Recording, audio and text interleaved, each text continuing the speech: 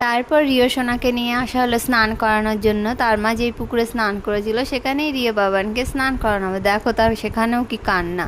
তারপর ওদিকে চলে গেলাম বোনের কাছে। বোন এখনও মন্দির অবধি পৌঁছতে পারেনি। দেখো তার ডন্ডি কাটা এখনও কমপ্লিট হয়নি। মন্দিরটা কিন্তু পুকুর থেকে অনেকটাই দূরে। আর এদিকে বেলা হতে না হতেই রোদটাও পড়ছিল খুব। আমি কিন্তু আমার লাইফে এই প্রথম গেছি জামালপুরে, গিয়ে আমার খুব ভালো লেগেছে, আবারও যাওয়ার ইচ্ছে আছে।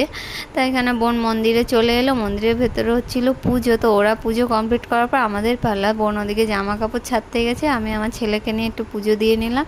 আর এই হচ্ছে বাবা বুড়োরাজ, তোমাদেরকেও দর্শন করিয়ে নিলাম, দেখে নাও ভালো করে। তারপর বেলার পুজোটা শুরু হয়ে গেল। এখানে আমরা দেব পুজো, তো 12টা থেকে পুজোটা আরম্ভ হয়। পুজো কমপ্লিট হয়ে গেল। তারপর বাইরে বোন ঢিল খুলে নিচ্ছিল, যেটা বেঁধে সে মানত করেছিল। তারপর এবার হচ্ছে বাড়ি ফেরার পালা, তো সবাই উঠে পড়লাম টোটোতে। আর এদিকেই দেখো রিও টেকো বিস্কুট খাচ্ছে।